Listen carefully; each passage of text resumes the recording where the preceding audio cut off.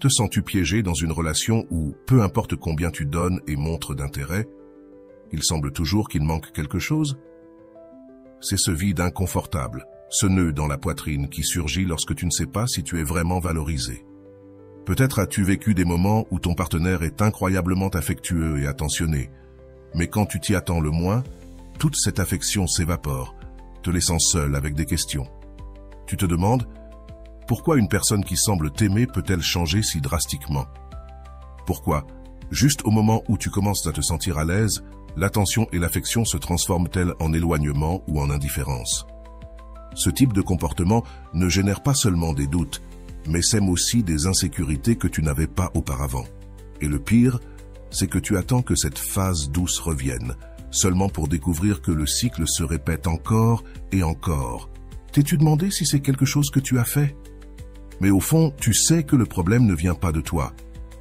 Pourtant, tu te trouves enchevêtré dans cette dynamique, avec la peur constante de perdre ces brefs moments d'amour et de proximité qui semblent s'échapper comme du sable entre les doigts. Mais il ne s'agit ni de toi, ni de combien tu aimes ou de combien tu fais pour garder cette personne près de toi. T'es-tu déjà demandé s'il existe un moyen de changer les règles du jeu? Imagine prendre le contrôle de cette situation, faisant en sorte que ton partenaire voit tout ce qu'il perdrait en ne t'ayant pas à ses côtés. Que cette anxiété et ces insécurités que tu ressens maintenant se renversent, faisant de l'autre personne celle qui a peur de te perdre. Dans cette vidéo, je vais te montrer comment faire ce pas. Nous allons explorer comment retrouver ta sécurité, comment transformer la dynamique et comment arriver à un point où ce soit ton partenaire qui se soucie de ne pas t'avoir dans sa vie et qui ressent une véritable peur et terreur de te perdre. L'intermittence dans les relations est une dynamique émotionnellement complexe et difficile qui, malheureusement, de nombreuses personnes finissent par expérimenter sans réaliser ses effets.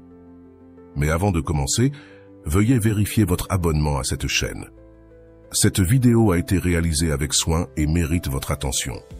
Si vous l'appréciez, activez la cloche de notification pour ne manquer aucune autre vidéo.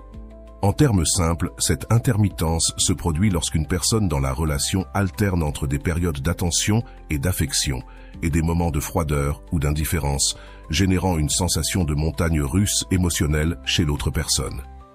Cette situation est en essence le résultat d'un schéma de renforcement intermittent, largement étudié en psychologie.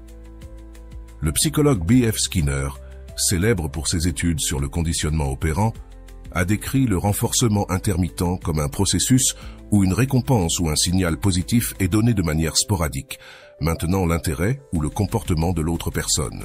Dans le contexte d'une relation, cela signifie que les manifestations d'affection d'une personne intermittente ont un effet similaire à celui d'une récompense aléatoire, maintenant l'autre personne accrochée et illusionnée, en attente de la prochaine démonstration d'affection. Ce schéma de renforcement intermittent dans une relation peut générer une forme de dépendance émotionnelle. La personne qui reçoit cette dose occasionnelle d'affection se retrouve dans un cycle où elle attend anxieusement le prochain moment d'affection. Bien que les périodes d'indifférence puissent être plus fréquentes ou intenses, la psychologue Esther Blasquez Alvarez mentionne que ce type de dynamique fait que la personne affectée éprouve de l'anxiété, se posant sans cesse des questions sur ce qu'elle a mal fait ou si elle mérite plus d'attention, ce qui génère une grande insécurité. De plus, en vivant dans une dynamique aussi instable, de nombreuses personnes commencent à justifier ou à rationaliser l'indifférence de leur partenaire, allant même jusqu'à se blâmer elles-mêmes. Au fur et à mesure que la relation avance, le cycle d'attachement se renforce et peut même devenir une sorte de dépendance émotionnelle, où la personne se sent piégée dans cette relation ambivalente. L'intermittence affecte donc non seulement la stabilité émotionnelle, mais a aussi des implications profondes sur l'estime de soi. La psychologue Laura Barrero-Lafuente explique que ce type de dynamique peut amener la personne à croire que sa valeur dépend de la façon dont l'autre la traite. Par conséquent, lorsque l'affection est exprimée, la sensation de valeur personnelle augmente, tandis qu'en période de froideur ou d'absence, elle diminue. Ce changement dans l'autoconcept basé sur l'intermittence du partenaire est l'une des raisons pour lesquelles il est si difficile de rompre avec ce type de relation, car cela affecte profondément la perception de soi. De plus, l'intermittence est courante dans les relations avec des personnes narcissiques qui utilisent cette technique comme un moyen de manipulation. Les narcissiques savent qu'une dose occasionnelle d'attention suffit à maintenir l'autre personne accrochée et alternent cela avec des moments de désintérêt, créant une dépendance émotionnelle qui les favorise. Le narcissique devient le centre de la relation, tandis que l'autre personne reste piégée dans ce cycle. La dépendance émotionnelle qui découle de l'intermittence peut entraîner un épuisement émotionnel profond.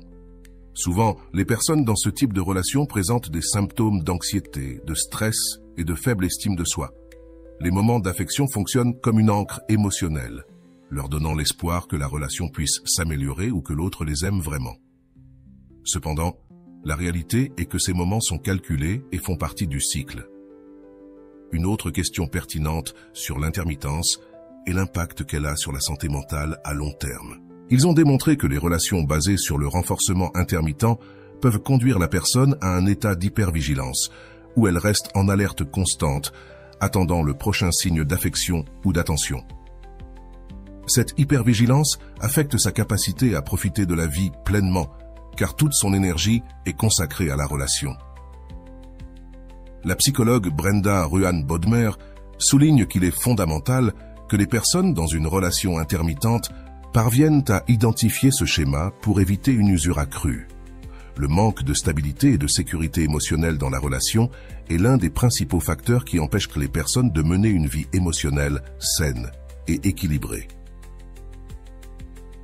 Ruan met également en avant l'importance d'établir des limites et de travailler sur l'estime de soi pour contrebalancer les effets négatifs de ces relations.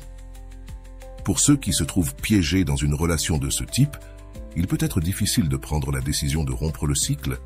L'intermittence crée l'illusion que l'amour est quelque chose qui doit être mérité, ce qui fait que de nombreuses personnes sentent qu'elles doivent s'efforcer davantage, qu'elles doivent faire plus pour obtenir cette attention.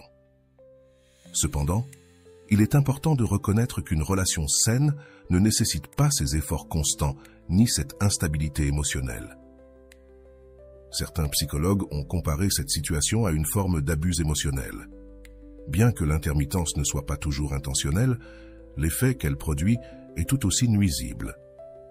La personne affectée peut en venir à se sentir piégée, avec une estime de soi détériorée, incapable de comprendre pourquoi la relation ne coule pas naturellement. Et le problème ne réside pas en elle, mais dans la dynamique qui s'est créée. L'une des clés pour sortir de cette situation est de reconnaître le problème. Les personnes doivent apprendre à identifier quand elles sont dans une relation intermittente et comprendre que l'amour et l'affection ne doivent pas être soumis à des conditions ou à des changements aussi extrêmes. Une relation basée sur le renforcement intermittent n'est pas saine et, à long terme, n'apporte que de la souffrance. Un exemple quotidien de cette dynamique est lorsqu'un couple passe un week-end rempli d'affection et d'attention, mais le lendemain, l'un des membres se montre distant ou irritable, sans raison apparente. La personne affectée, au lieu de confronter ce changement de comportement, peut le justifier en pensant que son partenaire est stressé par le travail ou qu'il a simplement besoin d'espace. Ce type de rationalisation est une forme de restructuration de la réalité, où les faits sont réinterprétés pour éviter de faire face à la possibilité d'un problème plus profond dans la relation. Le déni est un autre mécanisme de défense courant dans ces situations. Par exemple, si une personne subit des accès de colère de son partenaire suivis de périodes d'affection, elle peut minimiser la gravité de ces crises en disant des choses comme « il ou elle avait juste une mauvaise journée » ou « il ou elle ne le disait pas sérieusement ».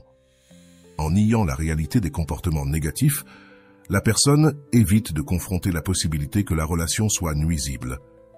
Ce cycle d'intermittence et d'utilisation de mécanismes de défense peut mener à une forme de dépendance émotionnelle, similaire au syndrome de Stockholm, où la personne développe un attachement envers celui qui la maltraite. L'alternance entre affection et maltraitance crée une dynamique dans laquelle la victime s'accroche aux moments positifs et justifie ou minimise les négatifs, perpétuant ainsi la relation toxique. L'intermittence dans les relations repose sur un cycle qui tend à bénéficier de la réponse émotionnelle et psychologique qu'elle génère chez le partenaire affecté. D'un point de vue psychologique, cette dynamique renforce certains schémas de comportement qui maintiennent le contrôle et la dépendance. Les experts en psychologie, comme Otto Ries, suggèrent que le pouvoir dans une relation est souvent exercé par celui qui investit le moins émotionnellement. Ce jeu d'intermittence renforce cet investissement inégal, où celui qui alterne entre affection et rejet génère une dépendance émotionnelle chez l'autre personne, tandis que lui ou elle conserve le contrôle. Freud mentionne que les êtres humains ont tendance à rechercher la satisfaction même dans des relations qui ne sont pas optimales. Lorsque quelqu'un agit de manière intermittente dans une relation, un cycle de gratification et de frustration s'établit, créant un attachement émotionnel chez le partenaire. Freud souligne que les désirs inconscients motivent souvent ce comportement, surtout chez ceux qui craignent la vulnérabilité ou l'intimité totale. En maintenant leur partenaire dans un état d'attente constant, la personne intermittente évite l'engagement émotionnel complet et maintient une barrière psychologique qui lui offre un sentiment de contrôle et de sécurité. Aujourd'hui, je parlerai de l'ombre, un aspect de la personnalité qui n'est pas toujours conscient. Ceux qui exercent l'intermittence peuvent percevoir ce comportement comme une manifestation de leur ombre, où se mêlent désir de proximité et peur de l'intimité. Dans sa théorie, Jung établit que l'ombre contient ces aspects de nous-mêmes que nous évitons de voir, comme la peur de la vulnérabilité ou le besoin de pouvoir. Dans ce sens, une personne qui utilise l'intermittence dans une relation pourrait projeter des insécurités profondes et un besoin inconscient de valider son pouvoir et son contrôle sur l'autre. Ce cycle de comportement intermittent crée également un état de sécurité et de confort pour celui qui les exerce, car il sent que son partenaire est piégé dans la relation. En termes de Walter Rizzo, de nombreuses personnes qui exercent ce contrôle intermittent trouvent refuge dans la relation, car celle-ci leur permet d'être qui ils sont sans changer, puisque l'autre semble disposé à supporter un traitement incohérent. Cette idée est renforcée par le fait qu'en alternant entre un traitement affectueux et distant, le partenaire établit une zone de sécurité où il peut évoluer librement. L'utilisation de l'intermittence dans les relations peut également être expliquée à partir du modèle d'attachement de John Bowlby.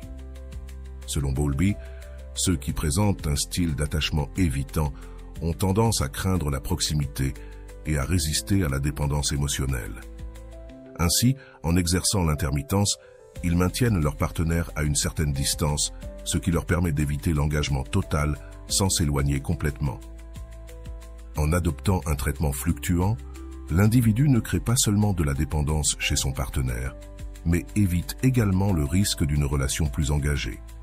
Walter Rizzo souligne que de nombreuses personnes dans des relations intermittentes apprécient le statu quo, car elles n'ont pas à faire face à l'inconfort d'affronter leurs propres peurs ou limitations émotionnelles.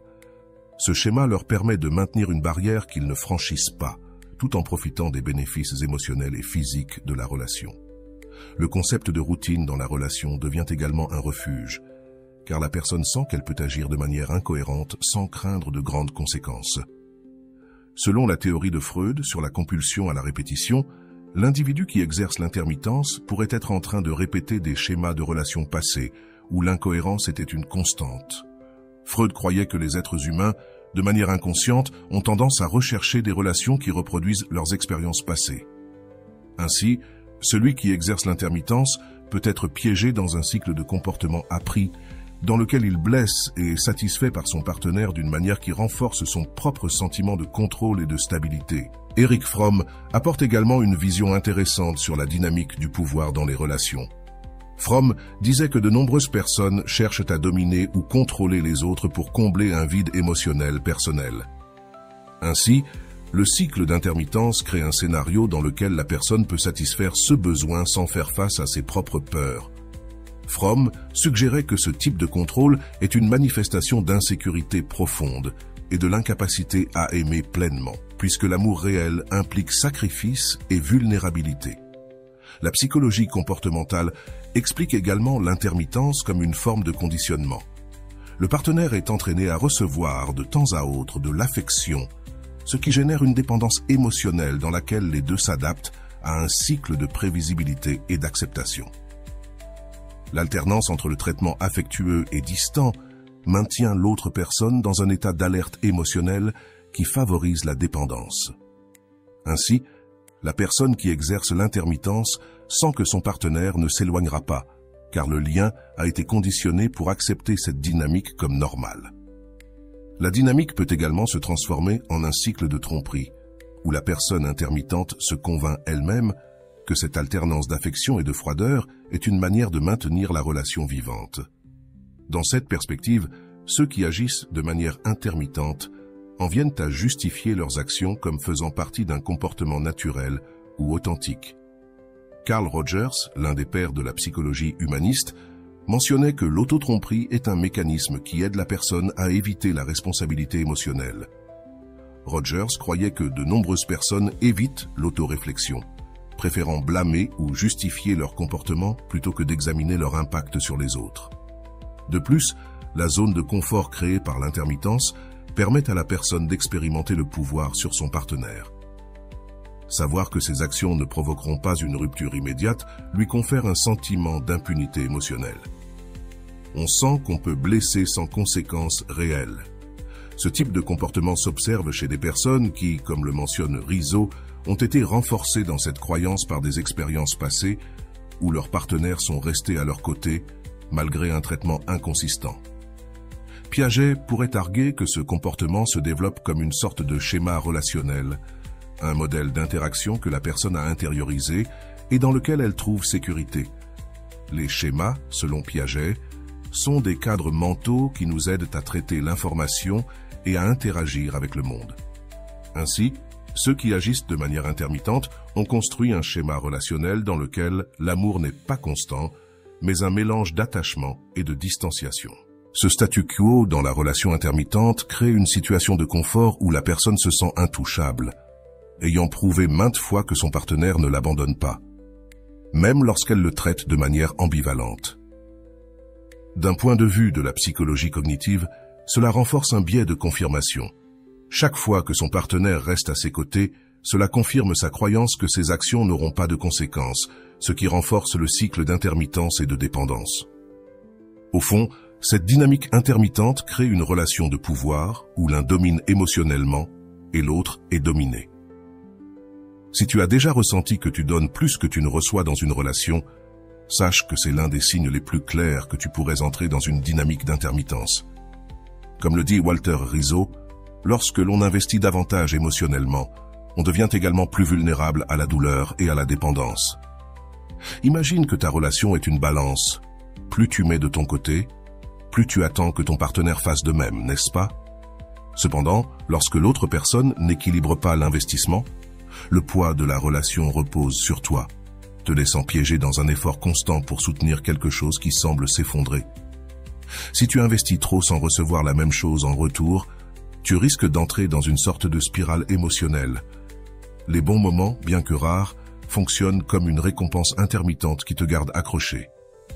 Au lieu de remettre en question le manque de réciprocité, tu te concentres sur ces moments heureux, pensant que si tu donnes un peu plus, ces moments pourraient se multiplier. C'est ici que l'intermittence devient un piège. À mesure que tu augmentes ton investissement, espérant recevoir plus d'affection ou d'engagement, ces moments de bonheur deviennent encore plus rares. Cette situation est non seulement émotionnellement épuisante, mais aussi frustrante. Pendant que tu essaies de renforcer le lien, ton partenaire s'habitue à recevoir sans répondre. C'est comme si tu étais le seul à maintenir la relation, tandis que l'autre personne en bénéficie sans effort. Au lieu d'équilibrer l'investissement, le déséquilibre s'aggrave, te poussant à donner de plus en plus pour obtenir de moins en moins.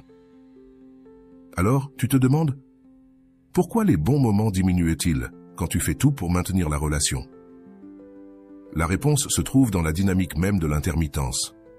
Ces beaux moments, ces éclairs de bonheur que tu valorises tant, sont dosés de manière à te maintenir dans l'attente, comme un hameçon émotionnel. Ton partenaire sait qu'un petit geste d'affection suffit pour que tu continues à investir, même s'il ne met pas du sien. Il est important que tu comprennes que ce type de relation fonctionne presque comme une arnaque émotionnelle. La personne qui reçoit sans donner se trouve dans une position confortable et sûre, sachant qu'elle n'a pas besoin d'investir davantage parce que tu es prêt à tout faire. Plus tu donnes, plus tu t'éloignes de tes propres besoins et désirs, oubliant qu'une relation saine nécessite réciprocité et effort mutuel.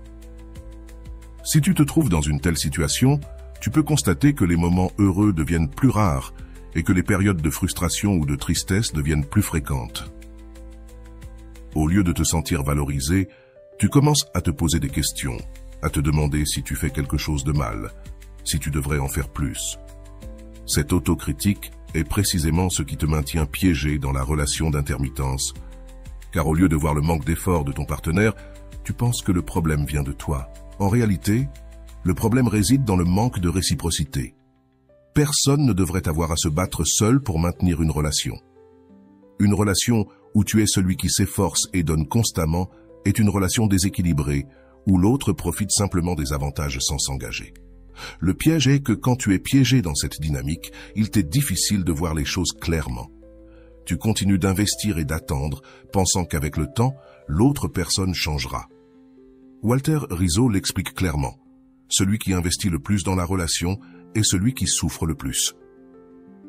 Au lieu de recevoir une récompense juste pour tes efforts, tu obtiens une relation où l'affection et les sentiments se transforment en monnaie d'échange que l'autre personne utilise à sa convenance.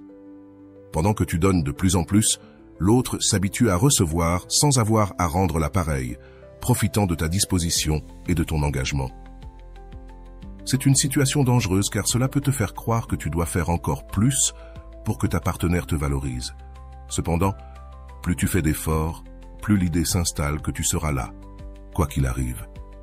Ta partenaire sait qu'un geste minime de sa part suffit à te maintenir engagé, et ainsi se crée le cycle de la dépendance, où tu es celui qui cède constamment, tandis que l'autre ne prend que. Lorsque l'affection est dosée, chaque bon moment devient une sorte de renforcement qui garantit que tu resteras dans la relation.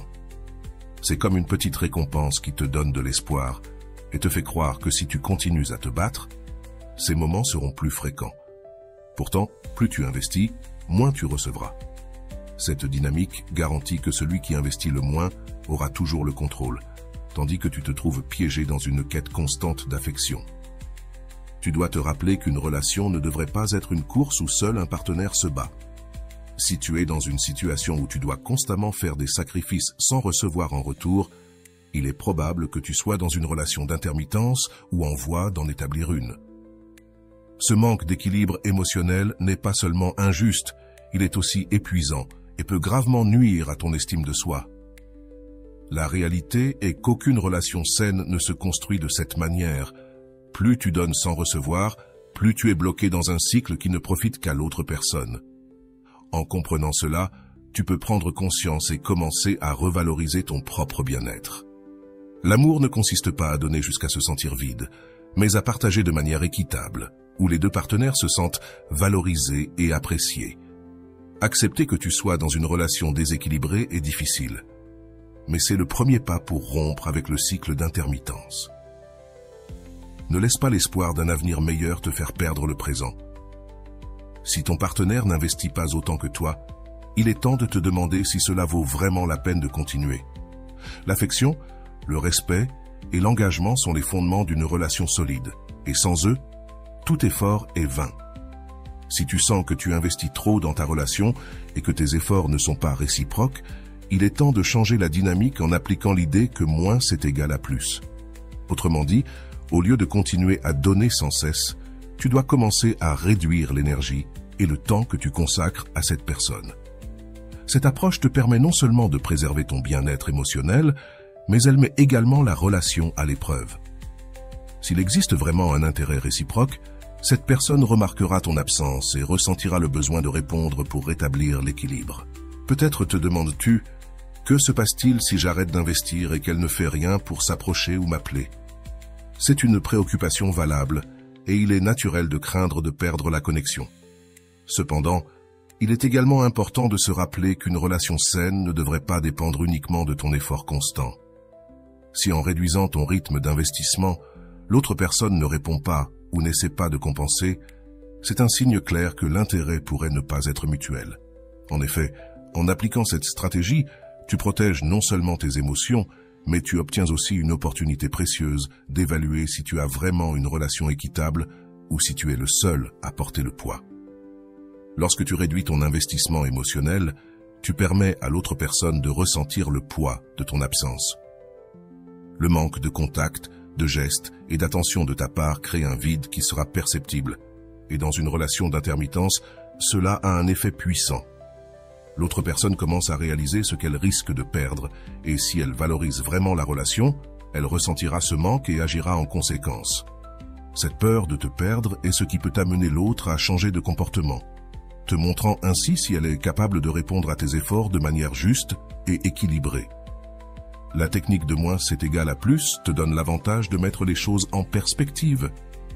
Au lieu de forcer la relation, tu évalues si la connexion est vraiment solide. Si tes actions ont toujours été celles qui soutiennent la relation et que tu n'as jamais laissé d'espace à l'autre pour qu'elle s'engage, alors tu ne sauras jamais vraiment quel est son engagement envers toi. En réduisant ton investissement, tu peux observer s'il y a un changement dans son comportement et si elle est prête à maintenir le lien avec le même effort que tu avais mis. Un autre avantage d'investir moins est que tu réduis l'usure émotionnelle. Lorsque tu mets constamment toute ton énergie dans quelqu'un qui ne fait pas de même, tu finis par t'épuiser et te remplir de frustration. En prenant du recul et en arrêtant de tant investir, tu diminues cette fatigue et laisses la place à l'équilibre émotionnel de revenir à toi. Ce processus t'aide à maintenir une relation depuis une position de respect. Au lieu de chercher constamment la validation ou l'affection d'une autre personne, il est important de souligner qu'en appliquant cette stratégie, tu ne joues pas à un jeu de pouvoir ni ne cherches à manipuler. Ce que tu fais vraiment, c'est te donner toi-même la valeur que tu mérites et donner à la relation l'opportunité d'évoluer vers un espace où les deux s'efforcent de manière juste. En établissant des limites sur combien tu es prêt à investir sans réciprocité, tu envoies le message que tu valorises ton temps, ton énergie et tes émotions. C'est ici que le véritable changement dans la dynamique intervient. En réduisant ton investissement, tu investis aussi dans ton propre bien-être. La relation ne dépend plus d'un seul côté, et maintenant, c'est l'autre personne qui doit évaluer combien elle veut vraiment maintenir le lien. Ce processus est naturel et ne devrait pas être forcé. Dans une relation de couple, les deux doivent être prêts à se battre et à construire ensemble. Si tu es toujours celui qui fait le travail, tu ne verras jamais le véritable engagement de l'autre personne. Arrêter d'investir autant n'est pas un risque, mais une opportunité de voir si cette personne désire vraiment le même type de relation que toi. Il se peut qu'en remarquant ta distance, l'autre personne prenne conscience de l'importance que tu as et commence à fournir le même effort. C'est ce qu'on appelle équilibrer l'investissement émotionnel, cesser de donner sans recevoir et attendre que l'autre personne prenne l'initiative. Et si elle ressent vraiment la peur de te perdre, elle le prouvera par des actes. D'un autre côté, si après avoir réduit ton investissement, tu remarques que l'autre personne reste indifférente ou ne fait aucun pas vers toi, alors la réponse est claire. Tu as pris une décision qui t'aidera à éviter de plus grandes déceptions à l'avenir. L'absence de réponse confirme que peut-être toi seul faisais l'effort et que la relation n'avait pas un véritable intérêt réciproque. Ce processus n'est pas facile, car nous avons l'habitude de donner et de chercher l'affection de l'autre. Cependant, arrêter d'investir de manière excessive est un acte d'amour-propre. Tu ne t'éloignes pas par manque d'intérêt, mais pour te donner le respect que tu mérites. Tu te protèges d'une relation qui n'apporte que de l'épuisement et un manque de réciprocité. Dans ce sens, moins est vraiment égal à plus. Moins d'investissement sans réciprocité signifie plus d'espace pour prendre soin de ton bien-être à long terme. Adopter cette mentalité t'aide à établir des relations saines et équilibrées. Si une personne n'est pas capable de répondre à ton absence, ni ne montre d'intérêt quand tu n'investis pas à 100%, alors ce n'est pas quelqu'un qui peut soutenir une relation juste. Tu ne devrais pas te contenter de moments d'affection intermittents. Tu mérites une relation où les deux sont engagés de manière égale. Ce processus te permet également de voir avec clarté la valeur que tu as et la capacité que tu as de maintenir ta dignité dans une relation. Tu n'es pas quelqu'un qui doit dépenser toute son énergie pour recevoir des miettes d'affection. En réduisant l'investissement, tu envoies le message que tu es conscient de ta valeur et que tu mérites une relation dans laquelle les deux sont présents. En résumé, moins est égal à plus. Non pas parce que tu donnes moins à la relation, mais parce qu'en donnant moins sans réciprocité, tu te donnes plus à toi-même. Avant d'expliquer comment tu peux appliquer cette stratégie dans ta vie, je veux te raconter une histoire. Parfois, les concepts théoriques ont besoin d'une touche de réalité pour que nous puissions vraiment voir leur impact. Alors écoute bien, car je vais te raconter l'histoire de quelqu'un qui a découvert que donner moins n'est pas seulement une stratégie, mais une façon de se valoriser. Cette histoire montre comment, avec un petit changement de perspective, quelqu'un peut amener la personne qui semblait sûre de tout à ressentir véritablement la peur de la perdre. Cet après-midi d'avril, Elisa se sentait pleine d'illusions en descendant du bus dans une petite et tranquille rue du vieux quartier. Le temps était parfait. Le soleil baignait la ville d'une chaleur qui contrastait avec la légère fraîcheur du vent qui passait entre les arbres. Elle portait une veste en jean bleu et une écharpe de couleur gris doux. Ses bottes résonnaient contre les pavés de la rue, tandis qu'elle avançait vers le café où ils avaient convenu de se retrouver. « Nous allons parler de nous », lui avait dit Daniel dans un message la veille au soir, et ces mots avaient tourné dans son esprit toute la matinée. En arrivant, elle le vit. L'attendant à une des tables de la terrasse, avec une tasse de café à la main et un regard qui semblait errer entre ses pensées, Daniel était un homme de gestes soigneux, toujours avec un sourire mystérieux. Mais cet après-midi-là, ses yeux n'avaient pas l'éclat des autres fois. Elisa sentit un nœud dans l'estomac et, sans le vouloir, commença à faire des suppositions. « Salut », dit Elisa, en essayant de sonner naturellement tout en prenant place devant lui. « Salut, Ellie, comment ça va ?» répondit-il, évitant son regard et prenant une autre gorgée de café. Un silence gênant s'empara d'eux. Il était habituellement affectueux et blagueur, mais aujourd'hui il semblait différent, comme s'il portait une barrière invisible. « Je voulais juste savoir comment tu allais, » dit-elle, essayant de combler le vide des mots. Daniel soupira, détournant le regard vers l'horizon. « C'est compliqué, Elisa. Parfois, j'ai l'impression que nous sommes dans des endroits différents. Je ne veux pas que tu penses mal, mais j'ai besoin de mon espace. Tu sais, c'est important pour moi. » Elisa ressentit comme une petite douleur lui traverser la poitrine.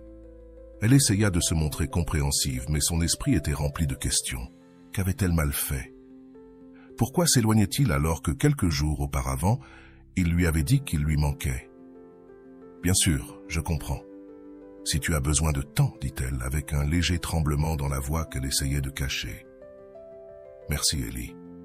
Tu sais que tu comptes beaucoup pour moi, n'est-ce pas ?» répondit-il en cherchant sa main sur la table. La confusion et le soulagement se mêlaient dans ses émotions. Ces mots étaient un soulagement momentané, une étincelle qui éteignait l'incertitude. Mais alors il disparaissait à nouveau. Des jours passaient sans qu'il réponde à ses messages ou demande comment elle allait. Cependant, juste quand elle commençait à s'habituer à l'absence, il revenait avec une dose d'affection, un message inattendu, une invitation à dîner. Cela se passait toujours ainsi, un jeu de proximité et de distance. Une nuit, alors qu'Elisa était dans sa chambre à lire, son téléphone sonna. C'était un message de Daniel. « Je te manque. Puis-je passer te voir ?» Un sourire involontaire se dessina sur son visage et, sans hésiter, elle répondit par l'affirmative. Les minutes lui semblèrent éternelles. Et quand il arriva, elle avait presque oublié à quel point la dernière conversation était gênante.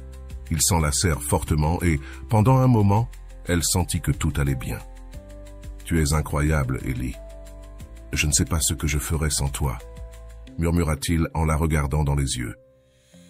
Ce moment de tendresse était tout ce dont elle avait besoin pour mettre de côté ses doutes, mais comme toujours, les bons jours étaient éphémères. Une semaine plus tard, la distance entre eux s'ouvrait à nouveau. Chaque fois qu'elle essayait de lui parler ou de l'appeler, ses réponses étaient courtes et évasives. Elisa essayait de ne pas insister, de se montrer détendue, même si elle sentait l'anxiété s'emparer d'elle. « Tout va bien, Daniel ?» lui demandait-elle en essayant de ne pas sembler inquiète. « Oui, je suis juste très occupée ces derniers temps. »« Ne t'inquiète pas pour moi, » répondait-il, sans beaucoup d'enthousiasme. Alors elle se disait à elle-même qu'elle devait être patiente. Ce n'était qu'une phase, pensait-elle, mais la phase ne semblait jamais se terminer. Chaque message non répondu, chaque rendez-vous annulé, était une pierre de plus dans son cœur. Parfois, elle se confiait à son amie Clara. « Je ne comprends pas, Clara. Parfois, il semble qu'il m'aime, qu'il ne peut pas se passer de moi. Et puis, il s'éloigne comme si je n'existais pas, » confia Elisa un après-midi alors qu'elles marchaient ensemble. « Elisa, je pense que tu devrais prendre de la distance. »« Tu ne te rends pas compte qu'il t'épuise ?» lui répondit Clara avec un regard compréhensif. Mais Elisa ne pouvait se défaire de l'illusion. Elle sentait que si elle réussissait à le comprendre, si elle attendait suffisamment longtemps, tout s'arrangerait. C'est pourquoi, quand Daniel revenait avec son charme et ses mots doux, elle oubliait tout. Elle se disait que l'amour exigeait patience et sacrifice. Un après-midi d'automne, Daniel l'emmena dans un parc. Le ciel était couvert de nuages gris et l'air sentait la terre humide pendant qu'il se promenait. Il lui prit la main et lui dit combien elle comptait pour lui. Elisa sentit que tous ses efforts en avaient valu la peine. Chaque fois qu'il revenait, il lui promettait qu'il ne s'éloignerait plus. « Promets-tu que nous allons bien ?» demanda-t-elle, entrelaçant ses doigts avec les siens. « Bien sûr, Ellie. J'ai juste besoin de temps pour régler certaines choses. Mais tu sais que tu es très importante pour moi, » lui répondit-il avec un sourire qui semblait sincère. Elle voulait croire ses mots. Cependant, la réalité revenait toujours avec la même dureté. Après cet après-midi, il disparut encore une fois. Des jours, des semaines passèrent, et les appels restèrent sans réponse. Chaque message qu'elle envoyait restait sans réponse. La tristesse et la frustration se mêlaient en elle. Mais juste au moment où elle était sur le point d'abandonner, il revenait. « Excuse-moi, j'étais occupé avec le travail. Tu me manques, Ellie, » disait-il, et elle, comme toujours, l'acceptait de nouveau. Lors de leur rencontre, il était attentionné et affectueux, et ces moments lui faisaient oublier les fois où elle s'était sentie seule. Il lui offrait des fleurs, l'emmenait dîner, lui faisait sentir qu'elle était spéciale.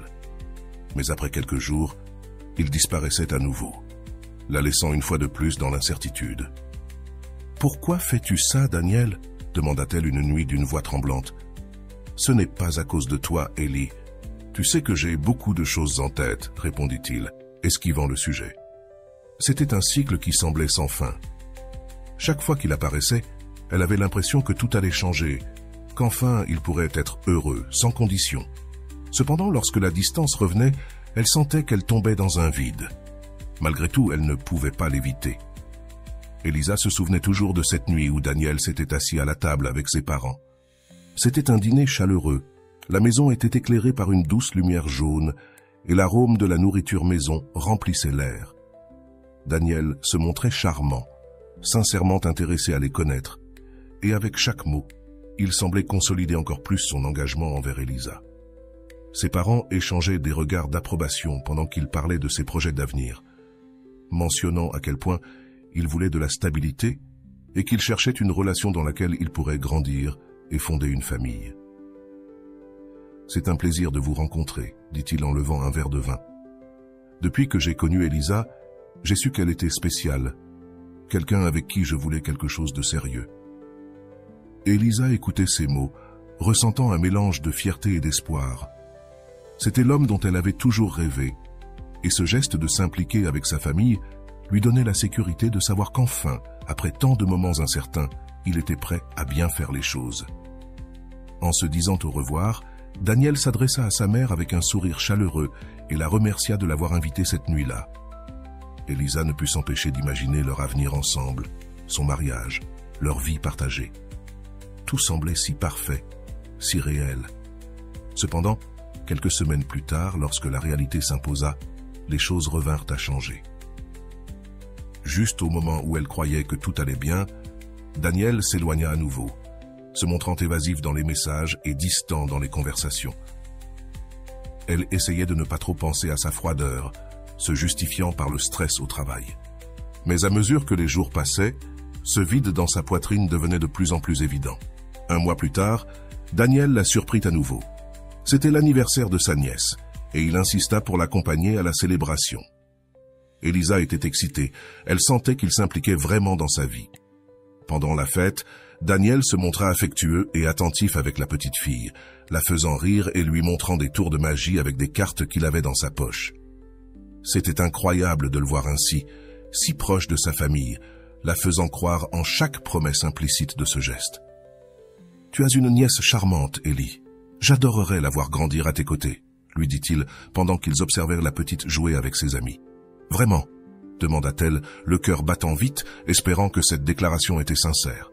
« Bien sûr, je n'ai aucun doute que je veux construire quelque chose de durable avec toi, » confia-t-il en la regardant dans les yeux. La chaleur de cet après-midi l'accompagna pendant plusieurs jours. Elisa sentait que cette fois tout serait différent, qu'enfin, elle pourrait avoir la stabilité qu'elle désirait tant. Cependant, peu après, l'intermittence frappa à nouveau. Ils avaient prévu de dîner dans leur restaurant préféré une nuit.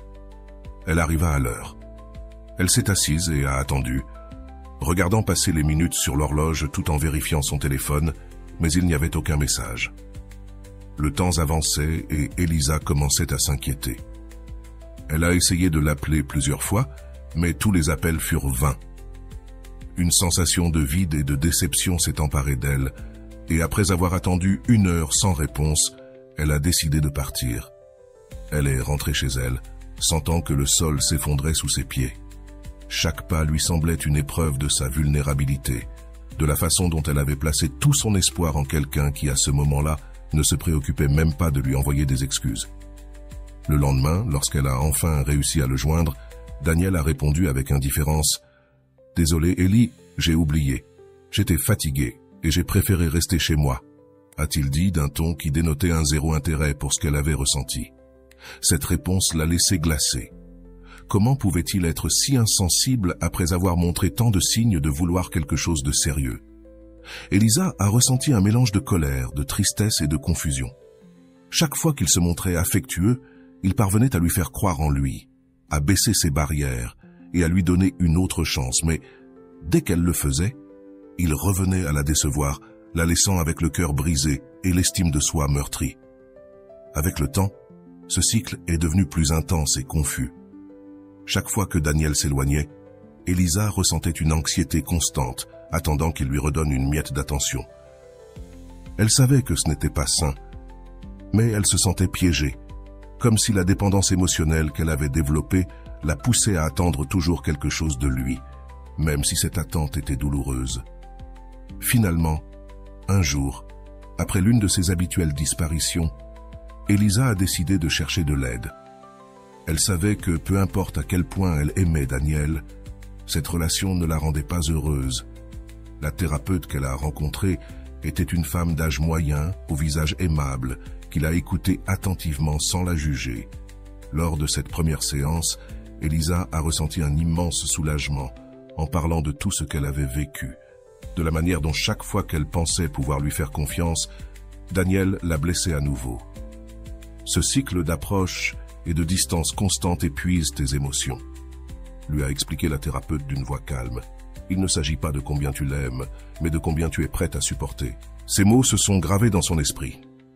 La thérapeute l'a aidé à comprendre que les comportements de Daniel étaient une forme de contrôle, la maintenant piégée dans la relation sans jamais lui donner de véritable sécurité. Elle a commencé à prendre conscience de l'impact que ce schéma d'intermittence avait sur elle et de la façon dont, en réalité, elle avait le pouvoir de décider combien elle voulait investir. À partir de ce jour, Elisa a commencé à observer la relation sous un autre angle. Chaque fois qu'il s'éloignait, au lieu de chercher désespérément son approbation, elle essayait de se souvenir de ce qu'elle avait appris en thérapie. Elle savait que cela ne serait pas facile, mais elle était déterminée à changer sa perspective, à poser des limites et à ne pas laisser Daniel continuer à jouer avec ses émotions. Des semaines passèrent où Elisa resta ferme dans sa décision de prendre de la distance. Sa thérapeute lui avait conseillé d'appliquer le concept de moins c'est égal à plus. Et bien que cela lui ait d'abord semblé difficile, elle commença bientôt à remarquer des changements. Elle décida qu'elle ne patienterait plus constamment pour ses messages, ni ne vivrait en fonction de sa présence ou non. À chaque tentative de contact de Daniel, elle répondait calmement, sans l'urgence d'autrefois. Sa vie commençait à retrouver sa stabilité. Son monde ne tournait plus uniquement autour de lui. Chaque fois qu'elle ressentait la tentation de l'appeler ou de lui envoyer un message, elle se rappelait de la douleur qu'il lui avait souvent causée et se répétait que maintenant, les choses seraient différentes. 3 mois plus tard, Daniel arriva à sa porte sans prévenir. Son visage n'était pas celui d'avant. Cette expression sûre et désinvolte avait été remplacée par un geste d'incertitude, comme si le Daniel qu'elle avait connu s'était effondré en morceaux. « Elisa, j'ai besoin de te parler », dit-il d'une voix chargée d'une vulnérabilité qu'il ne lui avait jamais montrée. Elisa le regarda en silence pendant quelques instants. Son cœur lui demandait d'ouvrir la porte et de laisser entrer cet homme qui avait fait partie de sa vie, mais son esprit lui rappelait qu'elle avait passé beaucoup de temps à se reconstruire après lui. Finalement, elle fit un pas sur le côté et le laissa entrer. « Dis-moi, que dois-je savoir ?» demanda-t-elle avec un calme qu'elle n'avait jamais ressenti auparavant. Il baissa les yeux et soupira profondément.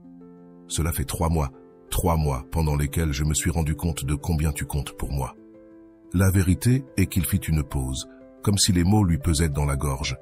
Je n'ai jamais été aussi loin d'une personne et, en même temps, je n'ai jamais ressenti autant de peur de perdre quelqu'un.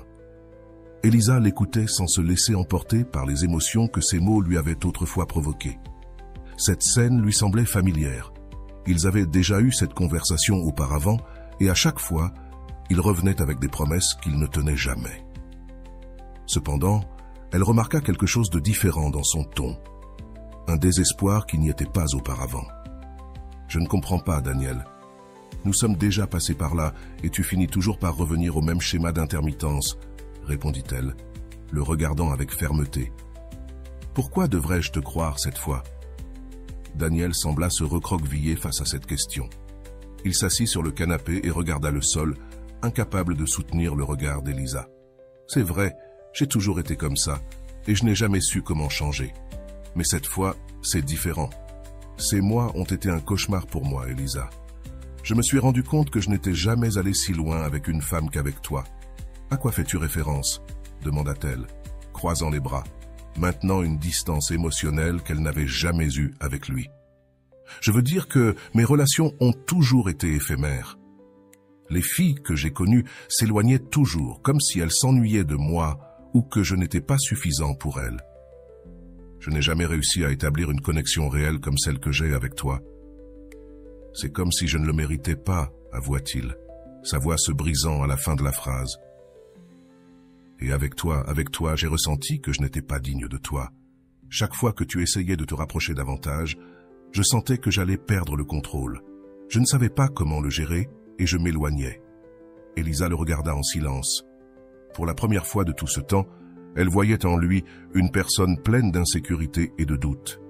Ce n'était pas l'homme sûr de lui qu'il prétendait toujours être, mais quelqu'un qui portait également ses propres peurs et barrières. « Alors, tu es en train de me dire que tout ce temps, tes allers-retours étaient parce que tu ne savais pas comment gérer ce que tu ressentais ?» demanda-t-elle, essayant de comprendre ce qu'il disait. « À vrai dire, Ellie, je n'ai jamais eu quelqu'un qui me donnait autant d'attention et d'affection que toi. Je ne savais pas comment gérer cela et, parfois, je pensais que je perdrais tout de la même manière que les autres relations se sont évaporées. J'ai toujours eu l'impression que si je m'impliquais trop, je finirais par être rejeté. C'est pourquoi je m'éloignais, dit-il, regardant au loin comme s'il cherchait les mots justes dans le vide. La confession de Daniel toucha quelque chose en elle, mais elle n'était pas encore sûre que cela changeait quelque chose. Ces paroles lui firent voir que, après tout, son intermittence n'était pas un simple jeu de manipulation, mais le reflet de ses propres peurs. Mais elle ne pouvait pas oublier le mal qu'il lui avait causé. « Daniel, ce que tu es en train de me dire n'est pas une excuse pour la façon dont tu m'as traité. Tu m'as laissé planter et tu as ignoré mes messages. Tu m'as fait sentir invisible. Je ne pense pas que ce soit juste que tu t'attendes à ce que, simplement parce que maintenant tu me dis tes raisons, tout soit bien, dit-elle d'un ton ferme, gardant son calme. Il hocha la tête, conscient que ces mots ne suffiraient pas à réparer le mal. Je le sais, Elisa, et je n'attends pas que tu me pardonnes immédiatement, mais je veux que tu me donnes une chance de prouver que cette fois, je peux changer. Je ne sais pas comment le faire, je me rends juste compte que j'ai besoin de toi, que je veux apprendre à construire quelque chose avec toi. Elisa respira profondément, ressentant un mélange de tristesse et de compréhension. Elle savait que ses mots étaient sincères, mais elle était également consciente que seul le temps prouverait s'il était prêt à changer.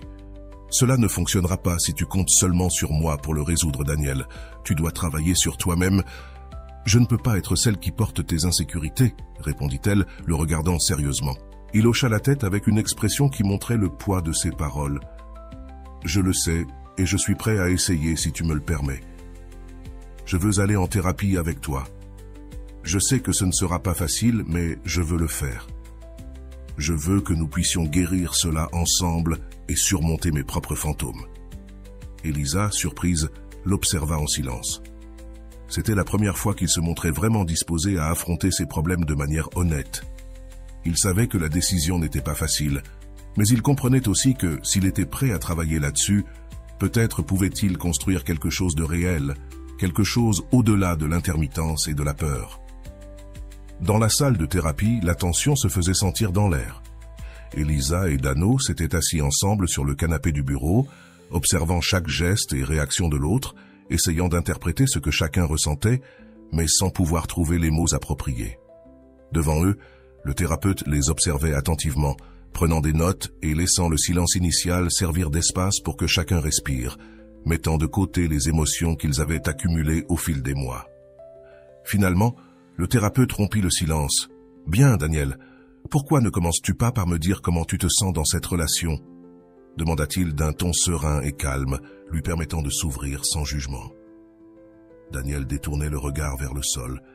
Il semblait embarrassé et nerveux, mais il commença à parler. « Je crois que j'ai toujours ressenti de la peur dans mes relations. C'est comme si, en commençant quelque chose avec quelqu'un, je savais d'avance que ça ne durerait pas. Et avec Elisa, je sens qu'elle est différente.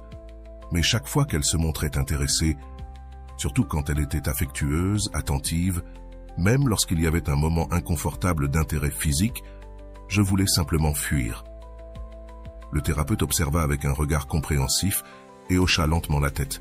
« Pourquoi crois-tu que tu réagis de cette façon lorsque Elisa montre de l'affection ?» Daniel prit une profonde inspiration. Ses mains tremblaient un peu. « Parce que, dans mon expérience, les femmes qui ont été avec moi ne me regardèrent pas de cette manière. J'ai toujours ressenti du rejet ou du jugement. J'étais habitué à ce qu'elles perdent rapidement l'intérêt pour moi ou à ce qu'elles ne veuillent plus être près de moi. » Elisa le regardait avec un mélange de surprise et de tristesse, réalisant qu'elle n'avait jamais imaginé la profondeur de ses insécurités. Dans ses yeux, Dano avait toujours semblé sûr de lui, mais maintenant elle voyait un homme qui avait passé une grande partie de sa vie à ressentir le rejet. Le thérapeute hocha de nouveau la tête, prenant quelques notes. « Ressens-tu que le rejet a été un élément constant dans ta vie ?» demanda-t-il d'une voix douce, presque paternelle. Daniel déglutit et hocha la tête. « Oui, dans chaque relation que j'ai eue, l'histoire a toujours été la même. J'essayais de donner le meilleur de moi-même, mais elle finissait par perdre l'intérêt. Je ne savais jamais ce que je faisais mal, et cela me faisait sentir que je n'étais pas à la hauteur. » Le thérapeute le regarda avec empathie et réfléchit un instant avant de parler. « Il semble que tu aies assumé que le rejet est inévitable dans toutes tes relations, comme si c'était une condamnation. Mais je vais te dire quelque chose d'important. Chaque relation est unique, Daniel. Bien qu'il existe des schémas, tu ne peux pas supposer que chaque relation sera identique, car cela crée un cycle qui ne fait que perpétuer le même résultat. » Daniel le regarda un peu confus, mais hocha la tête. « Alors, tu es en train de dire qu'au lieu d'anticiper qu'Elisa va me quitter, je devrais me permettre d'expérimenter ce que c'est que d'être dans une relation saine, même si cela me fait peur ?» Le thérapeute sourit légèrement. « Exactement. Tu essaies de te protéger de la douleur en anticipant la fin trop tôt. En faisant cela, tu prives la relation de l'opportunité de se développer. Et d'une certaine manière, tu sabotes quelque chose qui pourrait être différent et positif pour toi. » Elisa regardait Daniel, comprenant maintenant que son intermittence et ses réactions de rejet n'étaient pas un manque d'amour, mais une défense qu'il avait construite pour ne pas ressentir la même douleur encore et encore. C'était comme s'il s'éloignait pour essayer de prendre le contrôle d'une fin qu'il craignait, mais qui n'était pas encore arrivée. « Daniel, tu as mentionné que tu te sentais mal à l'aise lorsque Elisa se montrait affectueuse avec toi, même lorsqu'elle montrait un intérêt physique. Peux-tu nous expliquer pourquoi cela te faisait vouloir fuir ?» demanda le thérapeute, essayant d'approfondir le sujet. Dano haussait les épaules, visiblement mal à l'aise. « C'est que je ne suis pas habitué. Les rares fois où j'ai eu une partenaire, l'affection était quelque chose de limité, presque comme si ce n'était pas important. Et lorsque Elisa me montrait ce type d'attention, me faisait sentir comme si je ne le méritais pas. Je sens qu'elle est trop pour moi, que quelqu'un comme ça ne devrait pas être avec quelqu'un comme moi. » Elisa a ressenti un nœud dans l'estomac en entendant ces mots. Dans de nombreuses occasions, quand elle essayait de s'approcher ou de lui montrer de l'affection, Elle sentait que Daniel se mettait sur la défensive, ou que simplement son affection n'était pas la bienvenue. Elle avait pensé qu'il ne s'intéressait pas à elle, ou qu'il ne la trouvait pas attirante. Mais maintenant elle comprenait que, pour lui, recevoir ce type d'attention était quelque chose de complètement nouveau et inconnu. Quelque chose qui, loin de le réconforter, l'effrayait. « Tu sens que l'affection d'Elisa te confronte à une version de toi-même que tu ne crois pas mériter ?» a demandé le thérapeute. Daniela a senti qu'elle respirait profondément. « Oui, c'est ça. Quand elle me regarde de cette manière ou quand elle me cherche, je sens que je ne suis pas assez. Et alors, au lieu de me laisser aller, je préfère m'éloigner. C'est plus facile que de la décevoir. » Elisa a ressenti une douleur dans la poitrine. Elle avait cru que le désintérêt de Daniel à son égard était un signe de rejet. Mais maintenant, elle comprenait qu'il s'agissait de ses propres peurs et de sa capacité à comprendre ce que signifiait une relation saine. « Elisa, comment te faisait sentir cette réaction de Daniel ?» a demandé le thérapeute en tournant son attention vers elle. Elisa soupira, se remémorant toutes ces nuits où elle s'était sentie invisible. « La vérité, c'est que cela me faisait me sentir indésirable, comme si je n'étais pas assez. Je pensais qu'il ne s'intéressait pas à moi, ou que je commettais une erreur. J'ai même fini par douter de moi-même. » Dan a regardé avec une expression de regret, réalisant l'impact que sa propre peur avait eu sur elle.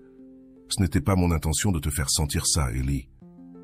Je n'ai jamais voulu que tu penses que tu n'étais pas assez. C'est juste que je ne sais pas comment réagir quand quelqu'un comme toi me donne autant d'attention. » Le thérapeute a hoché la tête, saisissant le cœur de la situation. « Daniel, une partie de ce processus sera d'apprendre à accepter l'affection d'Elisa sans sentir que tu dois fuir. Tu ne peux pas construire une relation basée sur les peurs du passé. L'idée que chaque relation est unique est précisément pour que tu comprennes que cette histoire n'a pas à se terminer comme les précédentes. » Daniel a lentement hoché la tête, comme s'il commençait à comprendre le poids de ses mots. « Donc, tu penses que je peux m'habituer à être dans une relation saine? Parce que, honnêtement, c'est quelque chose que je n'ai jamais expérimenté. »« C'est un processus, » a répondu le thérapeute. « Mais je suis sûr que tu peux apprendre à voir Elisa comme une partenaire et non comme quelqu'un qui va inévitablement te quitter. Il s'agit de construire ensemble, sans peur et sans hâte. Elisa est ici avec toi et elle est prête à marcher à tes côtés. » Elisa a senti son cœur se remplir d'espoir. Cette fois, elle savait que Daniel était prêt à vraiment essayer. L'histoire d'Elisa et Daniel nous offre une puissante réflexion sur la croissance émotionnelle et la capacité de changement que l'amour peut inspirer en une personne. D'un point de vue psychologique, la figure d'un homme sain ne se limite pas à quelqu'un qui a évité la douleur ou les blessures, mais représente celui qui a travaillé sur ses traumatismes et ses peurs, qui, après avoir affronté ses démons, parvient à devenir une personne complète et capable de construire une relation saine. Le chemin que Daniel a emprunté pour guérir et finalement devenir cet homme sain est un processus complexe. Mais la réaction d'Elisa, prenant de la distance et établissant des limites, a été ce qui a catalysé cette transformation. Dans ces mois de distance, Elisa a fait en sorte que Daniel ressente la peur réelle de perdre quelqu'un qu'il aimait.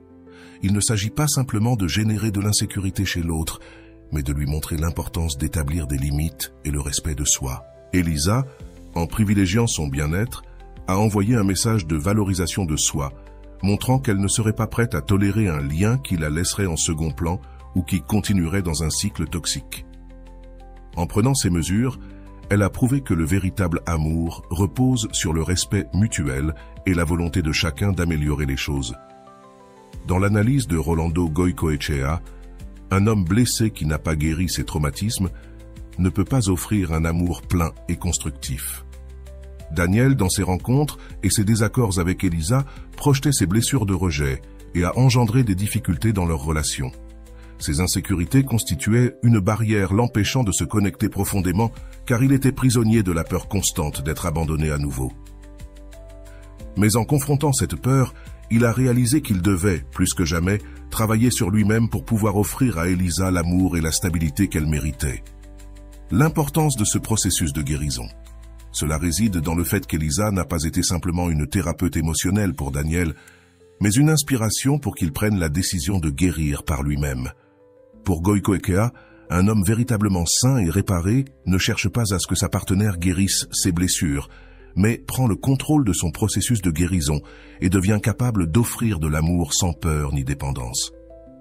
C'est ce que Daniel a finalement compris, que pour construire une relation vraie et durable, il devait faire face à ses propres peurs. En réalisant la possibilité réelle de perdre Elisa, Daniel a ressenti un tremblement émotionnel, une panique qui l'a conduit à voir qu'il ne pouvait plus continuer à fuir ses problèmes. La détermination d'Elisa à donner moins dans la relation et à établir des limites a été ce qui l'a finalement poussé à rompre le cycle d'intermittence. L'absence d'Elisa lui a donné l'espace nécessaire pour réfléchir à ce qu'il voulait réellement, l'amenant à une profonde introspection qui l'a aidé à identifier et à comprendre les racines de ses insécurités. Un aspect fondamental de ce processus est le pouvoir du respect de soi et la valeur qu'Elisa a montrée en se retirant. De cette posture, Elisa a renforcé sa propre estime de soi et a appris à Daniel que l'amour ne doit pas être conditionné par des comportements intermittents. En adoptant cette attitude, elle lui a montré qu'une relation a besoin de la volonté des deux partenaires pour prospérer et que la peur de perdre quelqu'un ne doit pas être manipulée, mais canalisée vers la croissance et l'amélioration personnelle. L'histoire démontre que lorsqu'une personne établit des limites et fait un pas en arrière, l'autre est obligé de se confronter à lui-même et, s'il est vraiment courageux, à effectuer le travail intérieur nécessaire. Dans ce cas, Daniel a commencé à voir que son schéma de rejet et de peur n'était pas seulement un obstacle à la relation, mais un empêchement à son propre développement personnel. Cela reflète également le principe de Goïko-Ekea sur l'homme qui se reconstruit par amour, comprenant que sa guérison n'est pas une faveur envers sa partenaire, mais un acte d'amour-propre. L'intervention du thérapeute a également apporté une nouvelle perspective à la situation de Daniel, en lui montrant qu'il était piégé dans un cycle de rejet auto-imposé. Le thérapeute l'a aidé à comprendre que ce schéma n'était pas un reflet de ses relations actuelles, mais d'un traumatisme qu'il perpétuait lui-même.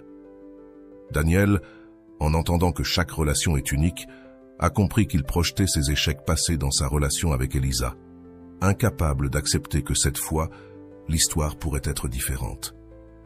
La guérison et la décision de changer que Daniel a prise n'étaient pas seulement importantes pour lui, mais constituaient un véritable acte d'amour envers Elisa. En travaillant sur lui-même, il construisait une relation plus saine et stable pour tous les deux. Cela renforce l'idée que le véritable amour ne repose pas sur des mots ou des promesses vides, mais sur des actions significatives qui démontrent l'engagement envers le bien-être de l'autre. Dans le cas de Daniel, sa détermination à guérir et à s'améliorer lui a permis de devenir l'homme sain dont Elisa avait besoin. Un homme blessé peut créer un lien, mais il aura du mal à construire une relation pleine et authentique sans avoir d'abord travaillé sur ses propres conflits internes. En changeant par amour pour lui-même et pour Elisa, Daniel se débarrassait de la version de lui-même qu'il avait maintenue piégée dans le rejet et l'insécurité. Ce changement lui a non seulement permis de se connecter avec Elisa d'une manière nouvelle et plus honnête, mais lui a aussi donné l'occasion de vivre une relation authentique, libérée de l'ombre du passé. Pour Elisa, le changement de Daniel représentait également une leçon d'auto-valorisation. Elle a compris qu'elle méritait une relation où elle se sent respectée et appréciée dans son intégralité. La distance qu'elle a prise a non seulement eu un impact sur Daniel, mais lui a également donné l'espace pour redécouvrir sa propre valeur. En voyant que Daniel était prêt à travailler sur lui-même, Elisa a trouvé la certitude que sa décision avait été la bonne et que ses limites étaient la base d'une relation saine. Tout au long du processus, ils ont appris que l'amour véritable demande des efforts, mais surtout qu'il requiert que chacun soit complet en tant qu'individu. Goïko-Ekea mentionne qu'un homme sain est quelqu'un qui a affronté ses propres ombres et en est sorti renforcé, et c'est exactement ce que Daniel était en train de faire. Elisa, de son côté, apprenait également que l'amour sain ne signifie pas sacrifier tout pour l'autre, mais qu'il se construit sur le respect mutuel et la volonté des deux. En fin de compte, l'histoire d'Elisa et de Daniel nous montre que le véritable acte d'amour est celui où chacun, de son propre chef, travaille sur lui-même pour devenir de meilleurs compagnons. L'amour est une force qui peut guérir, mais seulement si nous sommes disposés à guérir pour nous-mêmes, et non par l'attente de changer l'autre. Pour Daniel, cela signifiait apprendre à accepter l'affection d'Elisa. Pour Elisa, cela signifiait comprendre que sa valeur ne dépend de personne d'autre. Quand Daniel a finalement décidé d'affronter ses insécurités et de s'engager à changer, il était non seulement en train de guérir par amour pour Elisa, mais surtout par amour pour lui-même. Cela est ce que Goiko Ekea définit comme la transformation d'un homme blessé en un homme sain. Quelqu'un qui, en reconnaissant ses effets, travaille sur eux pour construire quelque chose d'authentique. Dans ce cas, Daniel est devenu quelqu'un qui non seulement pouvait aimer véritablement, mais qui était aussi digne d'être aimé. T'es-tu déjà senti piégé dans une relation où tu sens que tu donnes tout, mais que tu reçois très peu en retour? Ou peut-être t'es-tu découvert en répétant des schémas d'insécurité et de peur de l'abandon, permettant à d'autres de dicter ta valeur? Si c'est le cas, tu n'es pas seul.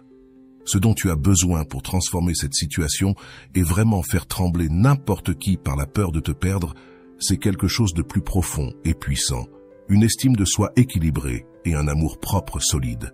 Ce sont les fondations qui non seulement soutiennent tes relations, mais qui te protègent aussi et te font reconnaître la valeur que tu as. Pour réaliser un changement réel dans ta vie amoureuse et personnelle, travailler sur ton amour-propre n'est pas une option, mais une nécessité. Et voilà. J'espère que vous avez trouvé beaucoup de valeur dans cette vidéo. Merci d'être resté jusqu'à la fin de cette vidéo. J'adore quand vous faites ça. Si vous en voulez plus, vous pouvez écrire en commentaire « J'en veux encore plus ». J'espère vous revoir dans une autre vidéo.